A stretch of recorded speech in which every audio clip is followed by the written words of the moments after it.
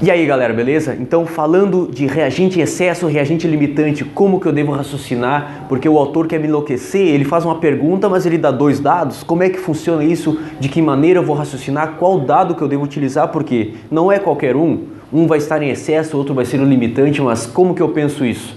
Nessa aula a gente vai ver isso daí, tá certo? Até daqui a pouquinho, entra aí a introdução.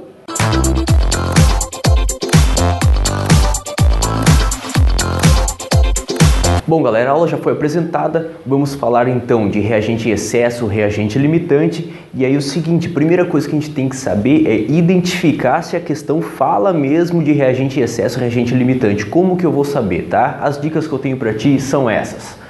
Quando a questão ela trata de reagente em excesso e reagente limitante e tudo mais, o autor ele apresenta dados referentes a dois reagentes. Isso é de praxe, tá? Nesse caso, um deles estará em excesso e o outro será o reagente limitante.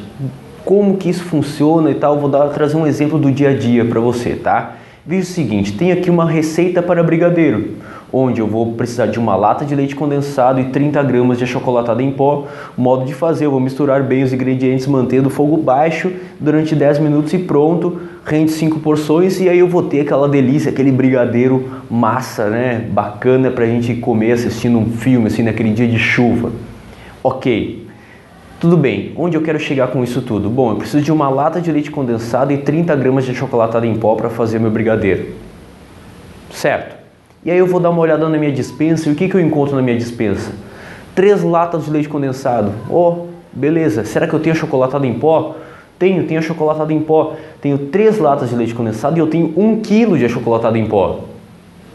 Agora eu pergunto para você, a quantidade de brigadeiro que eu vou conseguir fazer para que eu coma lá assistindo o meu filme, será que a quantidade de brigadeiro que eu vou fazer é proporcional ao que eu tenho de leite condensado na minha despensa ou ao que eu tenho de achocolatado? Vai ser proporcional ao que eu tenho de leite condensado, porque achocolatado eu tenho 1 quilo e eu só tenho 3 latas. Era só 30 gramas para cada lata. Eu para fazer no caso aqui, né, fazer brigadeiro com essas 3 latas de leite condensado, eu usaria 30 gramas para uma, 60, 90 gramas. Eu tenho 1 quilo, isso me leva a crer o quê? Que o meu achocolatado seria, no caso aqui, o reagente em excesso. E no momento que você descobre o reagente em excesso, ele deve ser descartado para efeitos de cálculo. Porque se na minha cabeça eu raciocinar que eu vou produzir brigadeiro proporcional ao que eu tenho de Nescau, eu estou viajando. Não vai rolar, eu não vou ter leite condensado para todo esse achocolatado aqui. E aí eu vou, no caso, fazer cálculos lá e descobrir que eu vou fazer várias porções de brigadeiro, mas viajei. Na verdade, a quantidade de brigadeiro que eu vou conseguir fazer vai ser proporcional ao meu reagente limitante, que seria aqui o meu leite condensado, tá?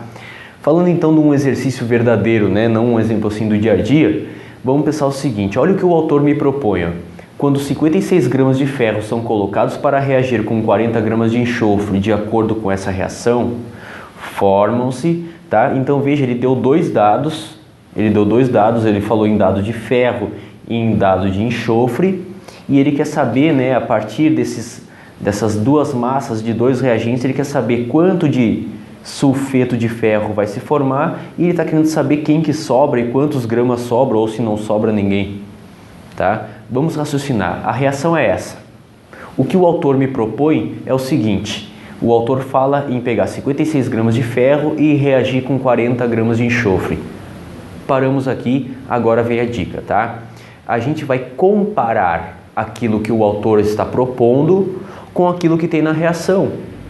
E a partir disso a gente vai fazer o raciocínio.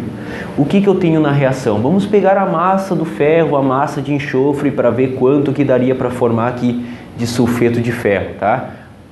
Dei uma olhada. Na reação eu peguei a massa molar do ferro, que é exatamente 56.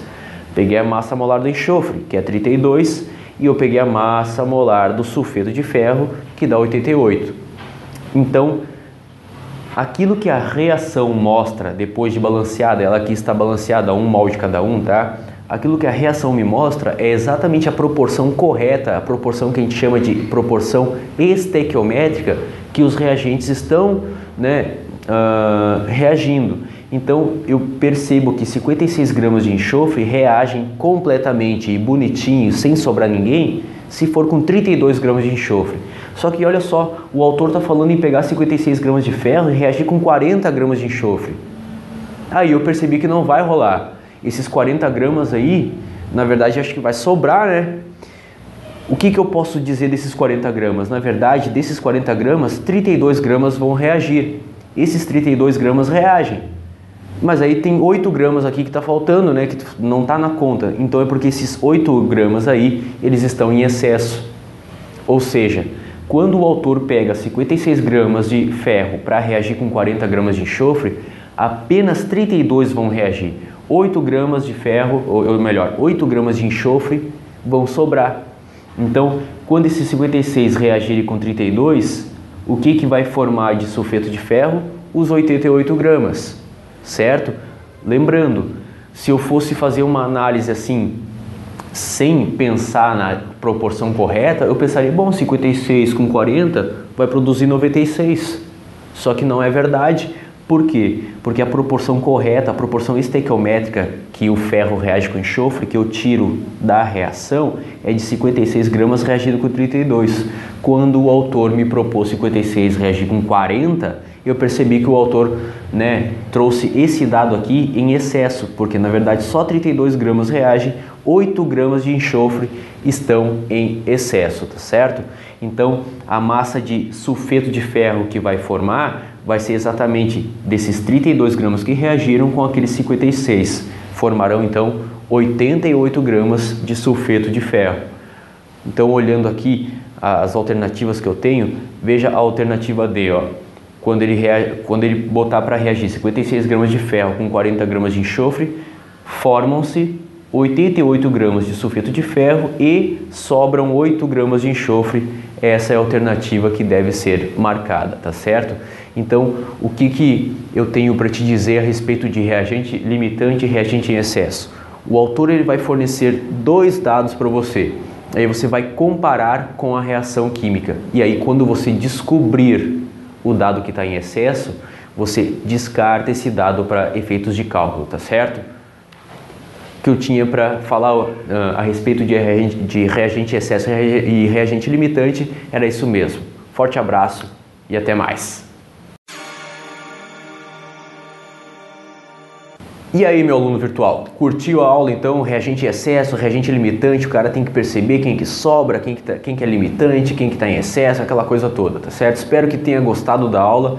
Peço aí então que façam meus 3 Cs, curtir, comentar e compartilhar, tá certo? Um grande abraço e até a próxima. Tchau, tchau!